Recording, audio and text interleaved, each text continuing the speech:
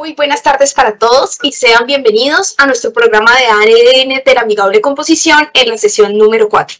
Desde la dirección del Centro de Arbitraje estamos muy emocionados por continuar con esta iniciativa y le damos la bienvenida a uno de nuestros amigables componedores, el doctor Diego Enrique Franco Victoria, de quien me voy a permitir leer su perfil profesional a continuación.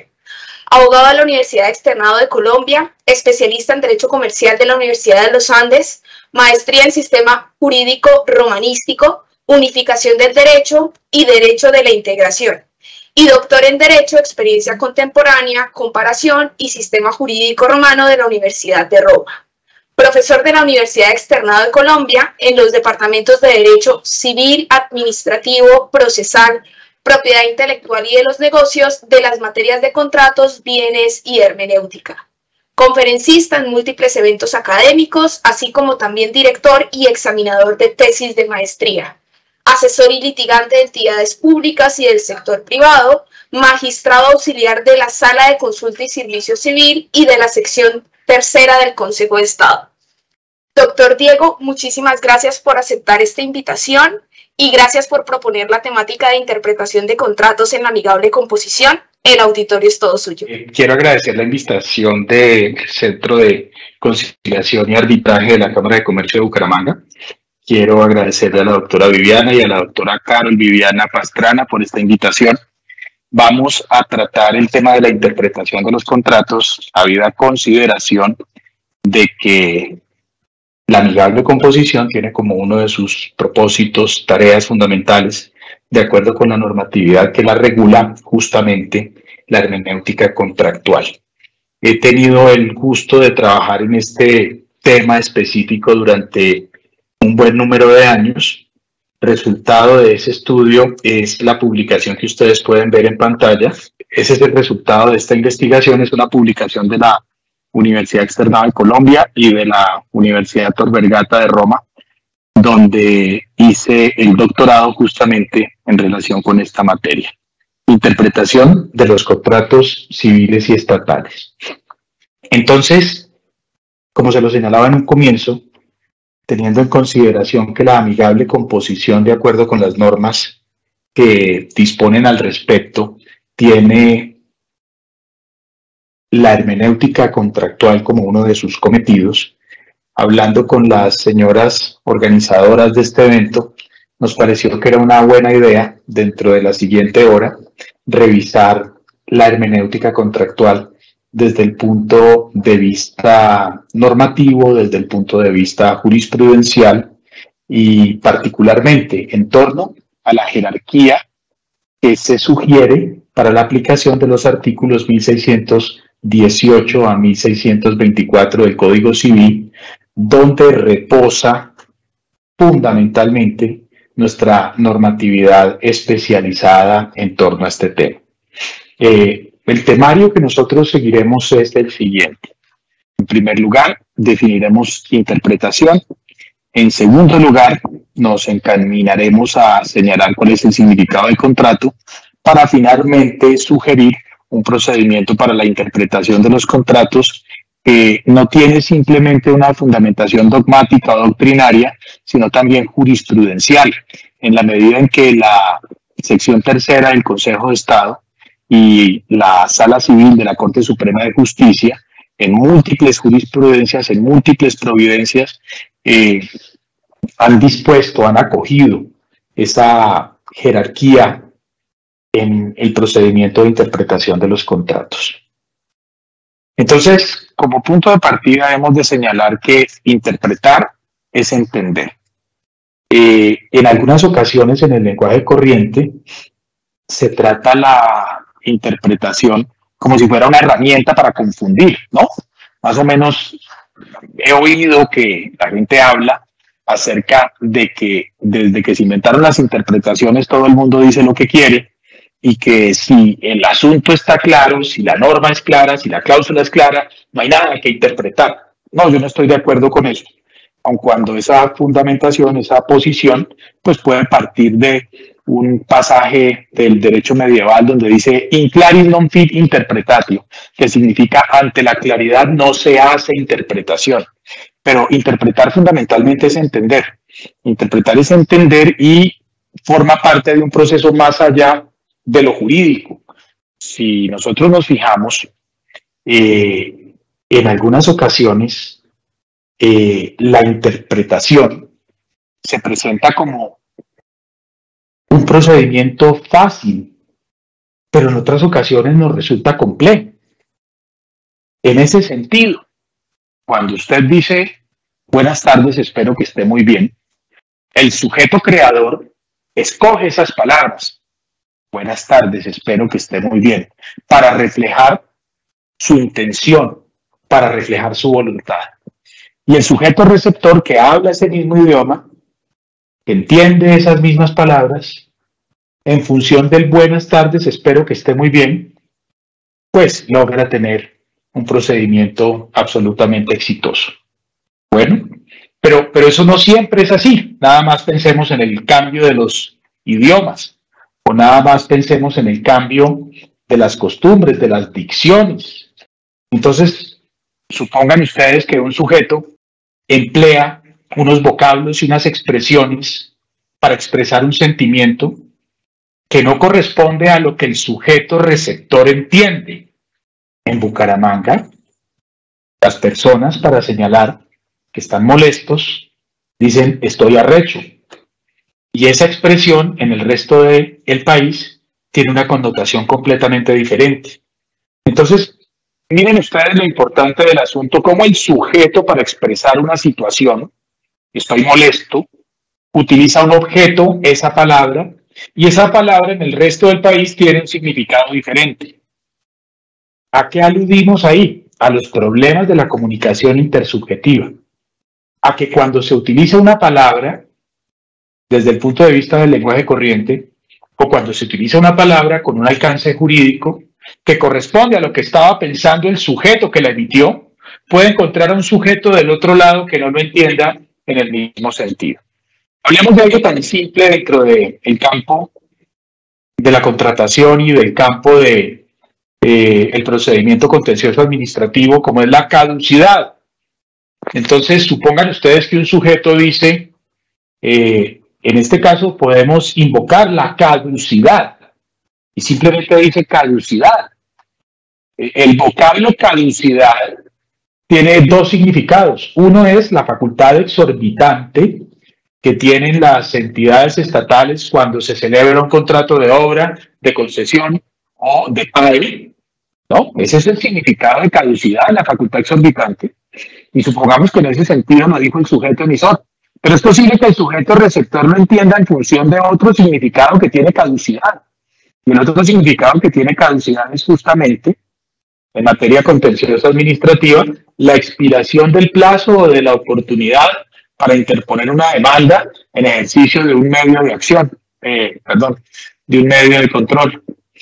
Bueno, entonces fíjense ustedes por favor que la caducidad tiene dos significados. La caducidad entonces es un vocablo ambivalente, polisémico, que nos puede llevar hacia extremos diferentes.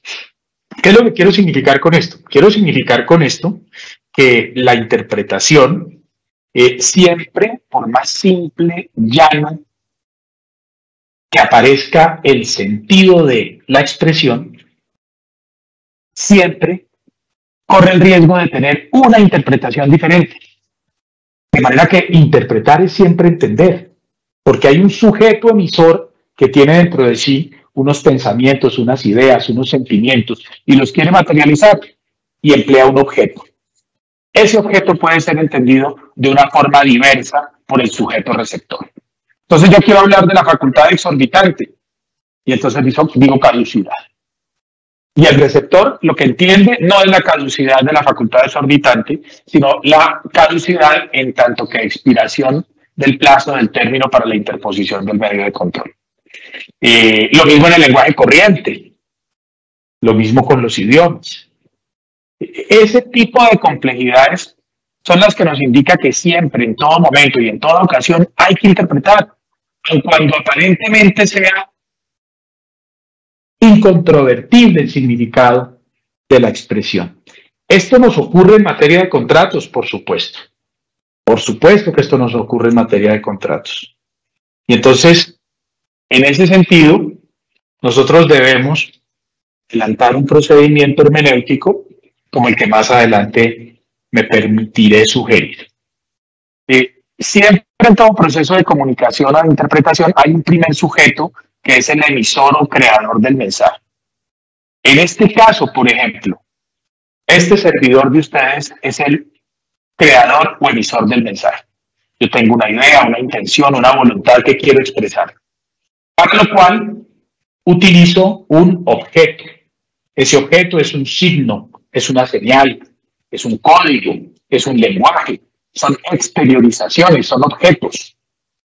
Es decir, si yo viniera a compartir con ustedes esta charla y simplemente me quedara mudo y no hubiera ninguna proyección de diapositivas, todo podría estar dentro de mí, toda la conversación sobre la interpretación de los contratos. Pero para poder lograr que llegue a ustedes, debo emplear un lenguaje verbal, un lenguaje gráfico. Y ahí hay un primer problema, y es hallar el lenguaje gráfico o verbal que corresponda a lo que yo quiero decir. Y luego viene el segundo problema importante, que el sujeto receptor puede entender ese lenguaje que yo he empleado en un sentido completamente diferente a aquel primero que yo le quise dar. Esto ocurre en el día a día de la vida. Esto ocurre en materia de interpretación normativa legal. Y esto ocurre, por supuesto, en materia de interpretación contractual. Pero en contratos estatales, por ejemplo, ya no solamente existe el problema del entendimiento entre las partes que han celebrado el contrato, sino también el problema del entendimiento que puede tener al respecto un tercero que es ajeno a la relación. Ese tercero ajeno a la relación puede ser la Contraloría, puede ser la Veeduría, puede ser el interventor del contrato, puede ser el supervisor. Es decir, siempre puede haber un tercero. Y entonces ya no solamente pensamos en el significado de quien propone, el significado del texto, el significado del receptor, sino el significado del tercero en cuestión. Tenemos entonces múltiples significados que nos pueden conducir por un camino de complejidad. Miren, por favor, hay diferentes puntos de vista, el del sujeto emisor, lo que el objeto en sí mismo representa, lo que el sujeto receptor o intérprete puede entender y lo que pueden entender aquellos terceros ajenos a la relación intersubjetiva. Ese es el problema que nosotros evidenciamos respecto de la interpretación. Y esos problemas en relación con la interpretación, pues pretenden ser absueltos, se pretende que sean absueltos, se pretende que sean superados con fundamento en los criterios de interpretación de los contratos. Siempre he utilizado este ejemplo y me parece pertinente. ¿Ven ustedes acá una foto? Este restaurante se llama Chino Hugo o es un restaurante chino que se llama Hugo. Ambivalencia, polisemia, anfibología. Miren esto acá. Esto es al lado de un campo de fútbol donde hay un letrero donde dice no se permiten juegos con pelota. Multitud de significados respecto de un mismo objeto. Y esto ha ocurrido también en los momentos más graves de la historia de Colombia. Bogotá está semidestruida. Cobardemente asesinado el doctor Gaitán. Se cumplió este año 75 años del magnicidio de Jorge Eliezer Gaitán, ¿no? Y entonces, ¿qué dice la prensa liberal? Vanguardia Liberal de Bucaramanga. ¿Qué dice? Asesinado Gaitán por agente del gobierno. O sea, asesinado Gaitán por los godos. ¿Y qué dice el periódico conservador El Colombiano de Medellín? Golpe comunista. A Gaitán lo mataron los rojos. Entonces, ¿de qué estamos hablando? Estamos hablando de que respecto de un objeto, la muerte de Gaitán, hay un entendimiento en un sentido y hay un entendimiento en el otro. Respecto de una palabra del día a día corriente como arrecho, Hay un entendimiento en una región, hay un entendimiento en otra. Respecto de una palabra enteramente jurídica como caducidad, hay un entendimiento que nos encamina hacia la facultad exorbitante y hay un entendimiento que nos encamina hacia un significado similar al de prescripción. Bueno, por no enredarnos con la caducidad. Eso es lo que ocurre con la interpretación. Entonces, siempre hay que interpretar.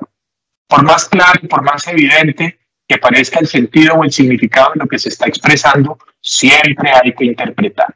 ¿Y qué es interpretar? Interpretar es procurar, en virtud de los signos que se presentan, en virtud del lenguaje que se emplea, en atención al comportamiento contractual, vamos a verlo ya en detalle, desentrañar esa intención de la parte correspondiente o de las partes contrayentes cuando quiera que se funden en un solo entendimiento.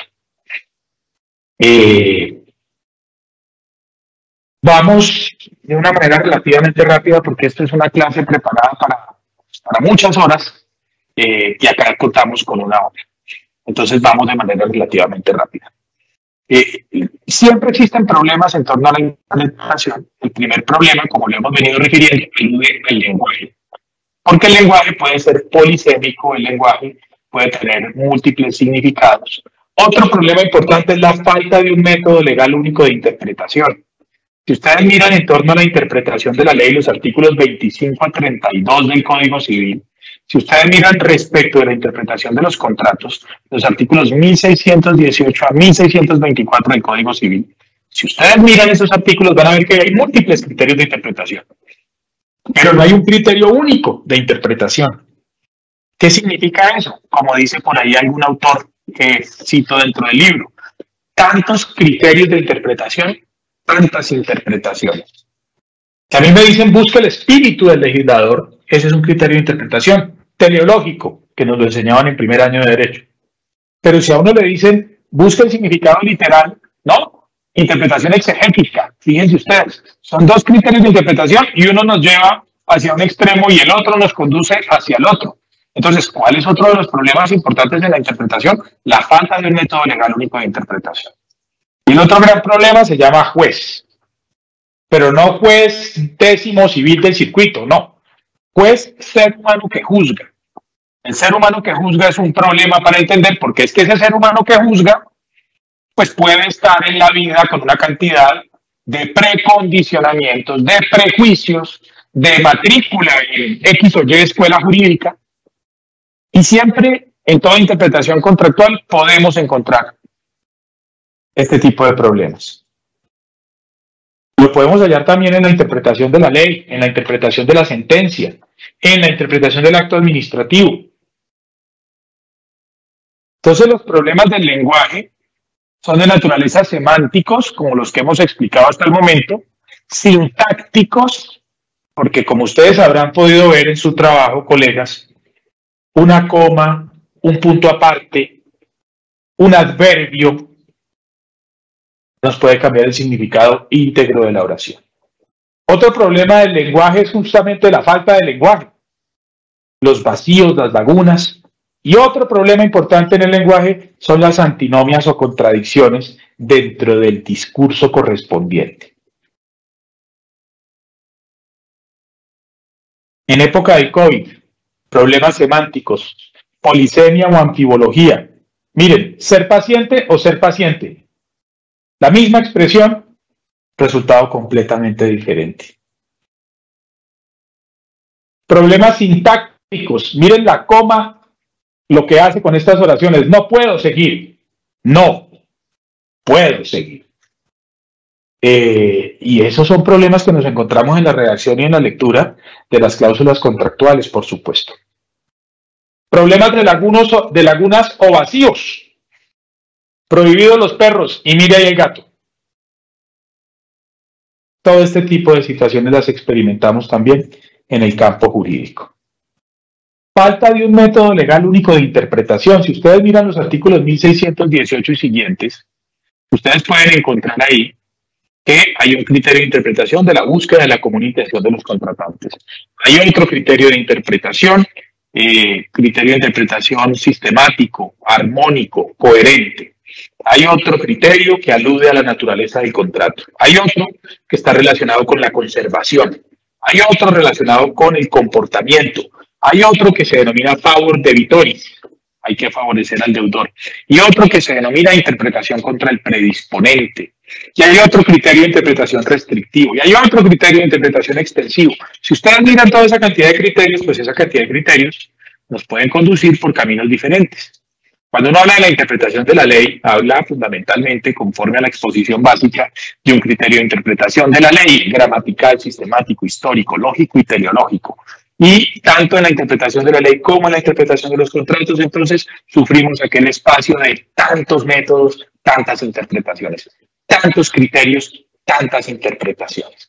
Y eso se presenta también como un problema, porque la doctora Viviana puede tomar un criterio de interpretación, mientras que este servidor puede tomar otro criterio de interpretación. Estamos advirtiendo los problemas que en torno a la hermenéutica consideraba un autor bastante conocido en torno a la argumentación jurídica que se llama Robert Alexy. ¿Y por qué el juez es un problema?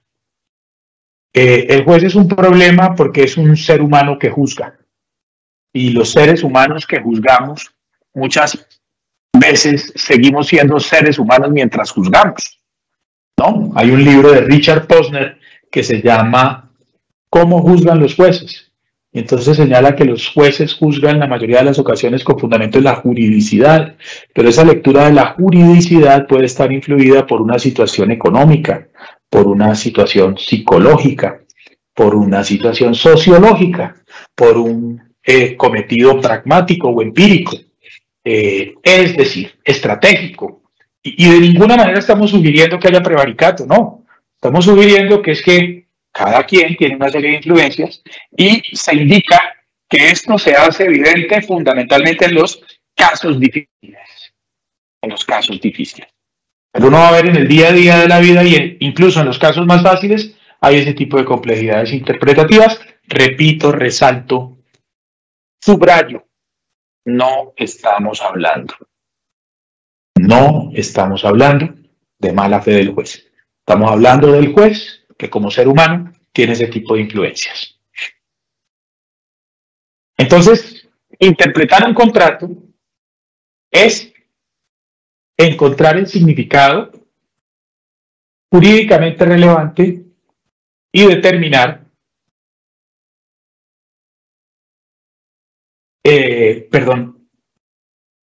hice aquí algo, no sé si todavía me están viendo. Sí, perfecto. Que dejé de ver a Viviana.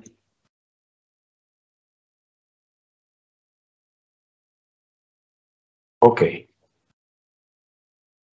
Interpretar un contrato es encontrar el significado jurídicamente relevante y determinar los efectos correspondientes para establecer quién le debe a quién, qué, cómo, cuándo y dónde. Es decir, interpretar un contrato tiene un cometido fisiológico para ver cómo funciona este contrato, cómo lo aplicamos, cómo lo cumplimos. Y no es poca cosa, ¿no? Puede ser un contrato de compraventa de bien inmueble con 20 cláusulas, tiene algún grado de complejidad, pero hay unos contratos que tienen como contratos de infraestructura, APPs, que tienen una parte general, parte especial, y que tienen 10 apéndices o anexos. Es decir, estamos hablando de un conjunto de 800 páginas. Entonces, tiene la interpretación una primera función y es saber cómo cumplo. ¿Cómo cumplo aquello que contraté? Ese es un primer momento. Y a mí me gusta decirle a eso el sentido fisiológico de la interpretación, ¿no? ¿Cómo hago para cumplir? ¿A quién le debo? ¿Qué le debo? ¿Cómo se lo debo? ¿Cuándo se lo debo? ¿Dónde se lo debo? Primera tarea importantísima de la interpretación, ¿cómo cumplo mis obligaciones? Y luego ya viene el momento o la fase que me gusta denominar patológica, y es cuando ya hubo un incumplimiento, un evento en el cual no se satisfizo al acreedor y resulta imputable al deudor. Existe también un evento de no cumplimiento, que por supuesto no obedece a un juego de palabras, El incumplimiento es la insatisfacción del acreedor imputable al deudor. No me pagó, no me entregó. Mientras que el no cumplimiento también es una insatisfacción del acreedor, pero no es imputable al deudor. Yo no le cumplí porque se vino la carretera, porque se cayó el puente, y yo que estaba obligado a llevarle a usted un abono para su finca, no puedo pasar por ahí. Yo que estaba obligado a usted a entregarle el petróleo, pues ya no pude, porque se vino la montaña encima. Fuerza mayor, caso fortuito, hecho de un tercero o hecho imputable al cocontratante víctima. Entonces, usted para establecer primero cómo cumple, debe interpretar el contrato. Y luego para establecer si hubo un evento de incumplimiento, es decir, imputable al deudor, o de no cumplimiento, es decir, insatisfacción del acreedor, pero que no resulta imputable al deudor, usted debe interpretar. A estas últimas dos cosas le denominamos fase patológica del ejercicio hermenéutico. Entonces, para llevar a cabo el proceso de interpretación, nosotros hemos de considerar que los contratos que usualmente hemos definido como el acuerdo de voluntades, ¿no? Uno tiene una especie de automatismo que lo conduce a responder. Cuando le preguntan, ¿qué es un contrato? Uno ahí mismo dice acuerdo de voluntades. Es una especie de automatismo. Y en realidad, el contrato es un acuerdo de voluntades, pero si ustedes se fijan, uno en un contrato se obliga no solo a lo de la voluntad, sino también a todas aquellas obligaciones que el ordenamiento jurídico añade. Entonces, en un contrato las obligaciones y los derechos surgen fundamentalmente de lo que nosotros contrayentes queremos, pero también de lo que el ordenamiento jurídico nos suma, nos agrega, nos adiciona. Fuente primera, autonomía contractual, lo que queremos. Fuente complementaria importantísima, ordenamiento jurídico, principalmente la ley, pero también la constitución política, la buena fe, los usos. Y si ustedes se ponen a ver este par de artículos, el 1602 es el que de manera clarísima determina que nos obligamos a aquello que hemos querido. Pero el 1603, el Código Civil, es un artículo en el cual todos debemos reparar, porque indica los contratos deben ejecutarse de buena fe. Y por consiguiente los contratos, miren esto que esto es dramático, ¿no? Los contratos obligan no solo a lo que en ellos se expresa. Es decir, uno se obliga mucho más allá de lo que dijo o de lo que escribió que quería obligarse. Porque usted se obliga no solamente a lo que dijo en las cláusulas explícitas, sino que también se obliga a lo que resulta de la buena fe. Y también se obliga a aquellas cosas que emanan de la naturaleza de la obligación o que por ley pertenecen a ella. Eso dice el 1603. Pero el 871 del Código de Comercio añade a estas fuentes de integración, añade otras, como son los usos. Usted se obliga también a los usos, conforme al 871. Y a la equidad. Entonces, en un contrato nos obligamos a aquello que hemos explicitado, aquello que hemos acordado, pero no se limita a eso, porque obligan los contratos no solo a lo que en ellos se expresa. Y el procedimiento de interpretación, que, reitero, no obedece a una sugerencia doctrinaria, dogmática, ni de derecho comparado importado, sino que obedece a lo que la Sala Civil de la Corte Suprema de Justicia ha indicado y a lo que la sección tercera del Consejo de Estado también. Es un procedimiento que articula la autonomía contractual y el ordenamiento jurídico. ¿En qué sentido? La primera parte del proceso interpretativo se llama propiamente interpretación. Es decir, la interpretación en sentido general tiene un primer momento que se llama interpretación en sentido propio. Tiene un segundo momento que se llama calificación. Y un tercer momento que denominamos integración. ¿Qué es la interpretación en sentido propio? Por favor, recuerden lo que acabo de comentarles. Acabo de comentarles que una fuente principal de los contratos es la autonomía de la voluntad, lo que las partes han dispuesto, lo que las partes han acordado. Entonces, este primer momento de interpretación en sentido propio lo que busca justamente es definir qué era lo que las partes querían. Pero como las partes no están aisladas del mundo, las partes por lo general que celebran un contrato no son unos eremitas ni unos ermitaños, sino que están ubicados dentro del conglomerado social y conforme a las reglas que rigen lo contractual. El segundo paso consiste en, una vez averiguado qué querían las partes, usted entra a calificar. ¿Y qué es calificar?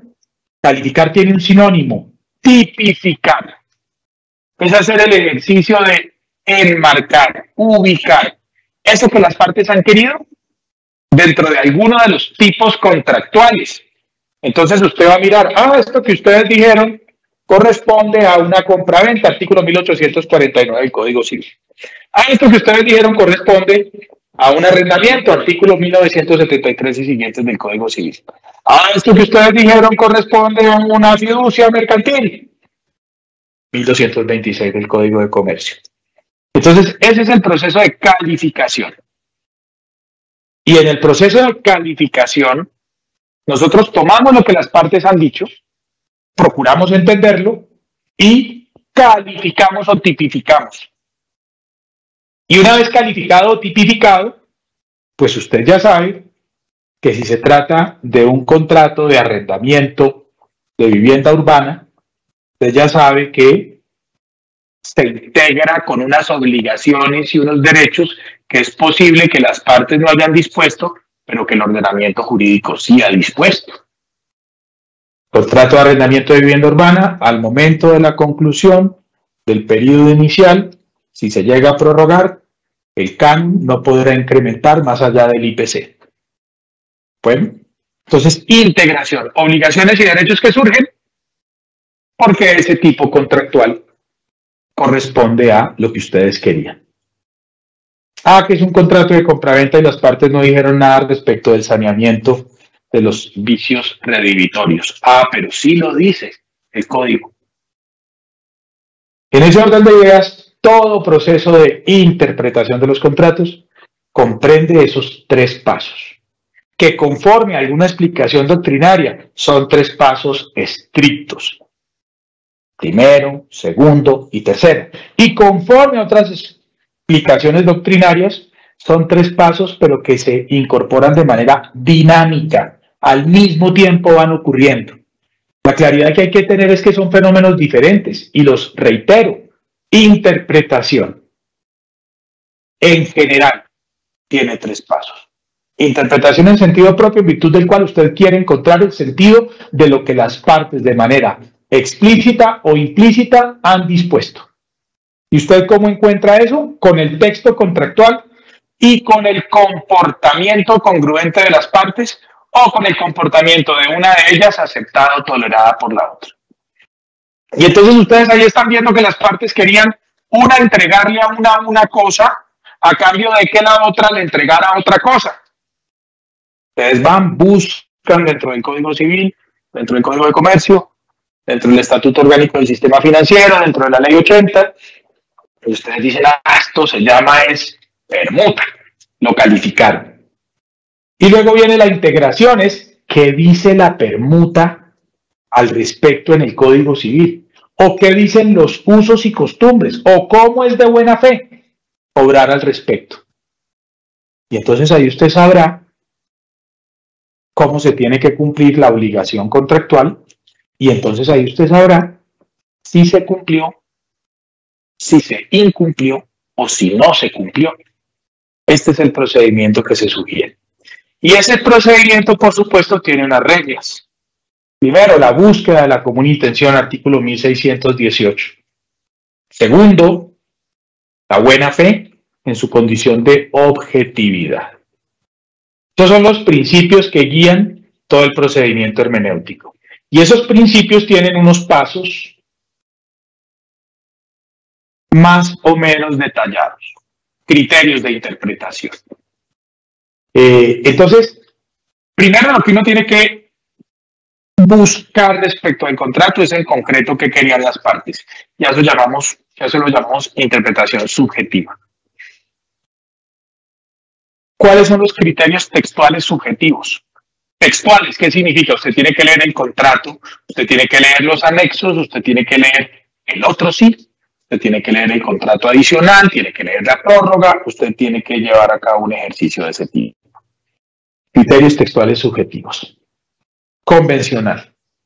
Las palabras, esto es muy importante, las palabras pueden tener un significado general y obvio en el lenguaje. Las palabras pueden tener un significado también jurídico, ¿no? Hay unas palabras que tienen un significado jurídico. Por ejemplo, posesión en materia de bienes, artículo 762, está definida legalmente. Propiedad también en materia de bienes está definida legalmente. La causa de los contratos, 1524, está definida legalmente. Entonces hay muchas palabras que tienen una definición legal. Hay otras en las cuales recurrimos al sentido natural y obvio del lenguaje. Pero hay otras palabras que las propias partes definen. No sé si ustedes han visto algunos contratos que tienen un capítulo de definiciones o de glosario de términos. Entonces, ahí las partes definen cuál es el significado. Y el significado que debe prevalecer en el contrato es aquel que las partes le han dado. Es algo que estén vulnerando una norma imperativa. Es el significado que las partes le han dado a ese contrato. Pero también los criterios textuales subjetivos aluden a la interpretación sistemática, total o coherente. Eso significa que las cláusulas no se pueden aislar, sino que se tienen que interpretar unas en función de las otras, como si fueran un todo. Y hay otros criterios auxiliares de interpretación extensiva y restrictiva. Artículos 1623 y 1619. Diría yo que, en principio, la interpretación debe ser restrictiva. En principio, la interpretación debe guiarse por aquello que las partes han dispuesto o por aquello que las normas ordenan. Las interpretaciones extensivas, en la mayoría de las ocasiones, deben ser excepcionales. Eso es, digamos, el punto de vista, que no es caprichoso y que es reflejado en muchas sentencias, porque fundamentalmente un contrato es el reino de la voluntad, pero, hombre, ojalá de la voluntad expresada, no de la voluntad sobreentendida, de la voluntad subterfugia, sino de una voluntad susceptible de ser hallada, expresada y entendida, ¿no? Como decía por ahí un señor Antonín Scalia, que fue juez de la Corte Suprema de Justicia de los Estados Unidos, no se trata, cuando se va a interpretar la ley, de sentar a todos los legisladores en el sillón del psicoanálisis para ver qué era lo que querían. Tampoco un contrato puede ser eso. Procuremos hablar claro y ser claros en los contratos, sin llegar obviamente al rigor de la exégesis, pero sí debe existir una aproximación en ese sentido. Estos son los criterios textuales de naturaleza subjetiva. Y hay un criterio extratextual de la mayor importancia también de naturaleza subjetiva, que se llama el comportamiento de las partes. Comportamiento de las partes, conducta de las partes, lo encontramos fundamentalmente en el inciso tercero del 1622, donde dice que el comportamiento de las partes posterior a la celebración del contrato como aplicación práctica que hacen ellas del contrato puede dar luces para entender qué era lo que pretendían. También hay un comportamiento anterior a la celebración del contrato, que está más o menos sugerido dentro del inciso segundo del 1622. alude a que si ustedes y yo estamos celebrando un contrato ahora, pero resulta que hemos tenido una historia de 10 contratos anteriores y tenemos dudas en torno al contrato que estamos celebrando ahora, también se puede aclarar bastante ese tipo de dudas con fundamento en lo que ha sido nuestro comportamiento previo, porque es una especie de uso, es una especie de costumbre propia que nosotros hemos tenido. Pero también se puede hablar de comportamiento anterior a la celebración del contrato, dentro de lo que algunos denominan la fase prodrómica o la fase de formación, la fase precontractual de las tratativas, de los acercamientos. Entonces, estos son criterios extratextuales de naturaleza subjetiva.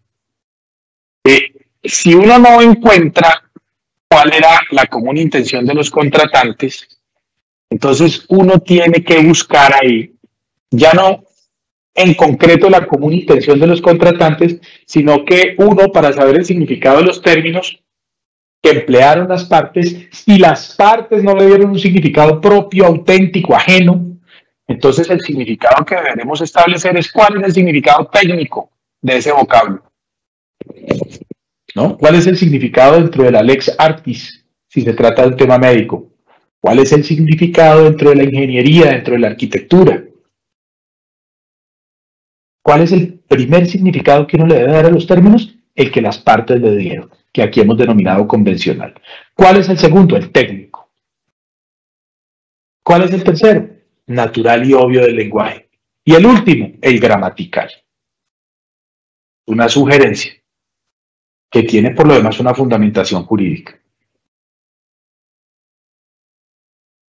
La interpretación objetiva, entonces, lo que señalamos al respecto es lo siguiente. Usted primero tiene que buscar en concreto lo que querían las partes, su finalidad práctica. Si no la haya, entonces ahí se debe ir a una interpretación objetiva. ¿Y cuál es la interpretación objetiva? Alude fundamentalmente a los siguientes criterios. Tipo o naturaleza del contrato. Recuerdan que dijimos que todo aquel movimiento de intereses, ejecución, que llevan las partes dentro de un mercado, es susceptible de ser calificado o tipificado como algún contrato. Entonces resulta que desde Roma los tipos contractuales tienen unas funciones específicas. Entonces usted, para entender qué era lo que las partes querían, pues usted también dice, bueno, ¿y este tipo de contrato para qué sirve? ¿Para qué sirve fundamentalmente este contrato? Hay una clasificación muy interesante de los contratos en atención a ¿para qué sirven? Yo leí una de Francesco Messineo, donde dice que hay contratos que sirven para que circule la riqueza, como la compraventa. Hay contratos que sirven para que nos aseguremos frente a los riesgos, seguros, renta vitalicia. Hay contratos que sirven para que arreglemos nuestros problemas por las buenas. Compromiso, cláusula compromisoria, transacción.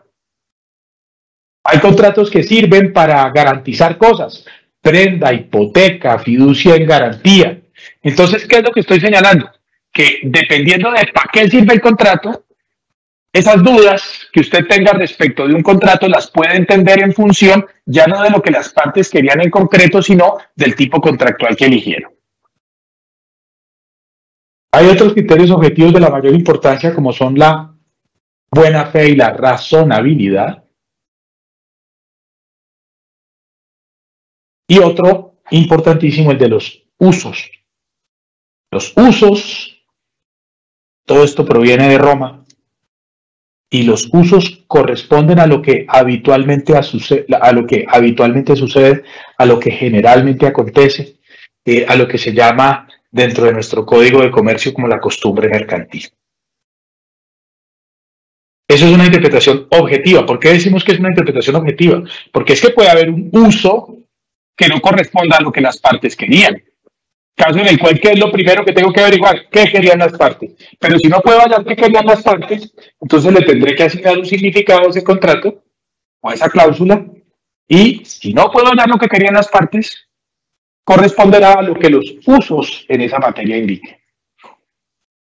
Por último, hay unos criterios que se denominan criterios objetivos finales, que son aquellos criterios en los que usted ya no está tratando de hallar qué era lo que querían las partes ni qué es lo que usualmente quieren, dentro de un conglomerado social, sino que de acuerdo con este criterio objetivo final de conservación, se debe preferir aquel significado que deje a la cláusula o al contrato existente válida y eficaz respecto de aquel significado que le reste existencia, validez o eficacia. Criterio de conservación del contrato, y ahí ustedes ven el artículo donde está dispuesto lo correspondiente. Hay otro que es el favor debitoris, que consiste en que si al final usted ha aplicado todos estos criterios de interpretación y no ha podido llegar a una conclusión, entonces se deberá favorecer al deudor, favor debitoris. Y otro criterio de inmensa aplicación, y estos son criterios finales, porque recuerden que aquí hemos sugerido una jerarquía. Interpretación contra el predisponente. ¿Qué significa? Que se tiene que interpretar el contrato en sus dudas, en sus ambigüedades, que no fueron resueltas con base en los anteriores criterios, porque si usted respondió y aclaró una duda o una ambigüedad con base en los usos, pues aplica los usos. Si usted respondió una ambigüedad o la aclaró con base en el comportamiento, pues aplica el comportamiento. Pero si usted no pudo ni con el comportamiento, si usted no pudo ni con el texto, ni con el comportamiento, ni con los usos, pues entonces podrá aplicar el criterio de la interpretación contra el predisponente. ¿Qué significa eso? Interpretar en contra de quien redactó la cláusula. Esos son los criterios objetivos finales. Y por último, recuerdan que hace un momento hablamos acerca de los elementos que componen el contrato. Unos elementos son aquellos que resultan de la autonomía de la voluntad. Y otros son aquellos que resultan del ordenamiento jurídico. Entonces, por último, uno se obliga no solamente a lo que quiere, sino también a lo que le toca. Y en ese orden de ideas, cuando usted celebra un contrato X, se obliga no solamente a lo que quiere, sino a lo que el ordenamiento jurídico le agrega, adiciona, suma, añade. Y eso resulta de normas imperativas, o de normas supletivas, o de la buena fe, o de los usos, o de la equidad, conforme a lo que anteriormente decíamos respecto de los artículos 1603 y 871. Viviana. Sí, doctor, muchísimas gracias. Hola, finalmente te volví a ver. Sí, señor. Entonces, Viviana, esta es una exposición, pues, resumida de un curso que usualmente dura más de 10 horas y que yo espero que haya sido una aproximación a la materia que se encuentra, digamos, condensada en la obra que les he comentado en mi libro, y estoy pues acá dispuesto a responder dentro de los siguientes 10-15 minutos. Si acaso alguna persona dentro del público tiene una pregunta, con mucho gusto intentaré absolverla. Quiero decirles que esto es un curso en formación todavía. Yo llevo dictando esta materia más de 10 años y pues cada oportunidad de compartirla con el público es una oportunidad de aprendizaje nuevo, y de saber que infortunadamente no he llegado al momento de ponerle un punto final. Entonces esto es simplemente un proceso, ¿no? Yo siempre digo esto. ¿Recuerdan ustedes, compañeras, compañeros, la primera vez que entraron a trabajar y que tenían que hacer un contrato y que les pusieron la página en blanco para hacerlo, pero algún buen compañero les dijo, ve, yo tengo un modelo de ese contrato, y les pasó el modelo, ¿no? O la primera acta que tuvimos que hacer, y entonces uno, enfrentado al papel en blanco, no tenía ni idea por dónde empezar, y vino alguien y le prestó un modelo, y entonces uno, con fundamento en el modelo del contrato, o en el modelo de la demanda, o en el modelo del acta, uno hizo el suyo, ¿no? Y uno incluso siente que a uno le quedó mejor. Al final mira con desdén el modelito que le prestaron. ¿Pero qué habría sido de usted en la vida sin ese modelo? No, el modelo. Entonces yo aquí vengo a compartir con ustedes un modelito de hermenéutica contractual para que ustedes lo apliquen, lo mejoren, y pues lo tengan en consideración, porque no es simplemente un me parece, un yo considero. No, esto que hemos compartido, palabras más, palabras menos, es lo que la Sala Civil de la Corte Suprema y lo que la sección tercera aplica para la hermenéutica contractual. Perfecto, doctor. Muchísimas gracias por su tiempo y a todos los que permanecieron conectados. Sin duda consideramos que es un tema muy aplicable para la amigable composición, especialmente cuando hablamos de pactarlo, que quede en una cláusula o que quede en un contrato. Y muy recomendable el hecho de siempre leer, pues para que seamos consecuentes con la voluntad de las partes, ya que este método, a pesar de que tiene una gran flexibilización, no está de más tener claros los puntos de partida. Doctor, no tenemos ninguna duda por el momento. Nuevamente, muchas gracias, y a todos los participantes recuerden que este y todos los capítulos de ADN en la amigable composición se encuentran en el perfil de YouTube de la Cámara de Comercio de Bucaramanga. Que tengan muy buena tarde. Hasta luego, muchas gracias.